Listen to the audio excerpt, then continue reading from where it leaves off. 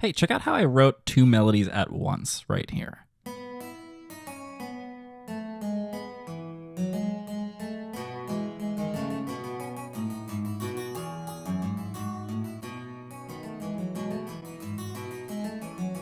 Hey, what's up? I'm Avi. Welcome back to May Melody Madness, where I'm celebrating the release of my course, the Melody Mastery Mini Course. More on that at the end of the video. So what is going on over here? What am I doing? How did I do this? What's happening? The big word for today is called polyphony. In Greek, I think many sound, polyphony. In musical terms, this means that we have more than one melody happening at the same time. Polyphony is one of the big three musical textures, along with homophony and monophony, a kind of musical piece that was very popular in the Baroque period, utilized polyphony, and it's called a fugue. And that is what I wrote here. A fugue basically uses a main melody or subject, and then introduces that subject in every voice that is being used for that instrumentation. In this case, I have three guitars, and you see we have the main melody here,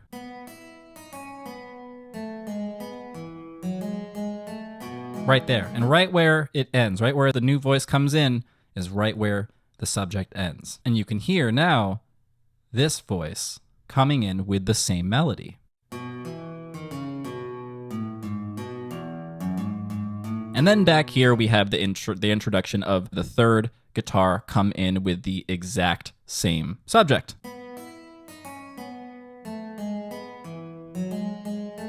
Great. So, but how do you actually make it work? How do you make this sound good when that's happening and vice versa? What's going on here? The big thing here is called counterpoint.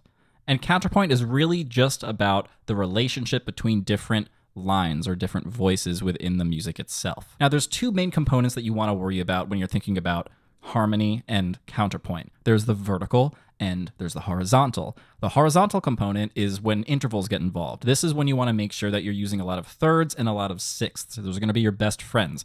You can also use like passing lines like 3, 4, 5, 6, something like that. That might be really, really fun. And use a lot of contrary motion, which means if a line goes up, make sure that the other line goes down. That's a really easy way to not run into parallel octaves or parallel fourths or parallel fifths. A neat little trick there.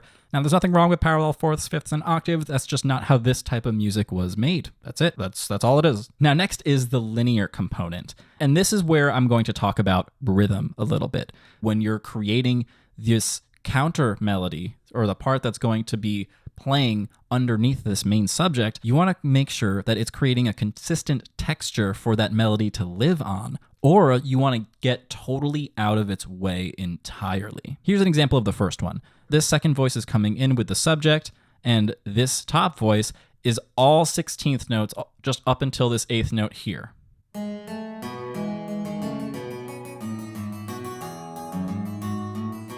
And a good example of the second option, where the voices are getting out of each other's way, is this right here. We have this really fun rhythmic voice exchange of 16th notes going from the top voice to the bottom voice in the latter half, and the vice versa, 8th notes going to the top voice from the bottom voice.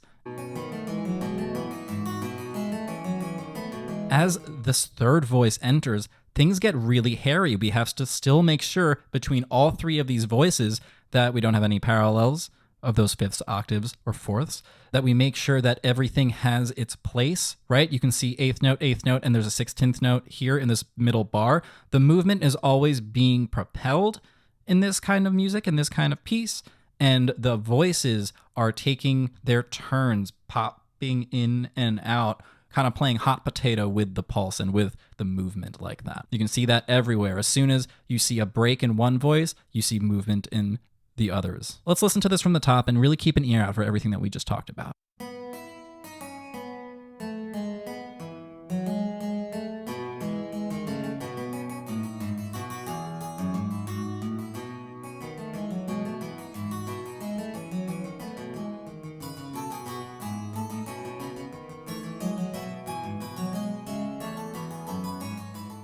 So that is how you can write two melodies at once, using counterpoint and using the fugue. If you want more melodic tools, check out my free video training, 7 Ways to Write a More Effective Melody. And if you want even more tools, the type of tools that Bach himself, who was the big man writing this type of music, writing these types of fugues, back in the day, you should check out my course, the Melody Mastery Mini Course. Head to justwritemusic.com to find out more about both of those. Now, something you may have noticed is that this was really, really clearly in the key of E major. There was no chromaticism going on at all. And maybe you're just like, I want to learn a little bit more about that. I'm interested in chromaticism, how I can get some new flavors into my music and into my melodies. And if that's resonating with you, you should check out the video that's popping up on your screen now. That's going to show you 3 places where you can add some chromaticism in a melody. Thanks so much for watching and for hanging out with me today. I'm Avi. Don't forget to be awesome.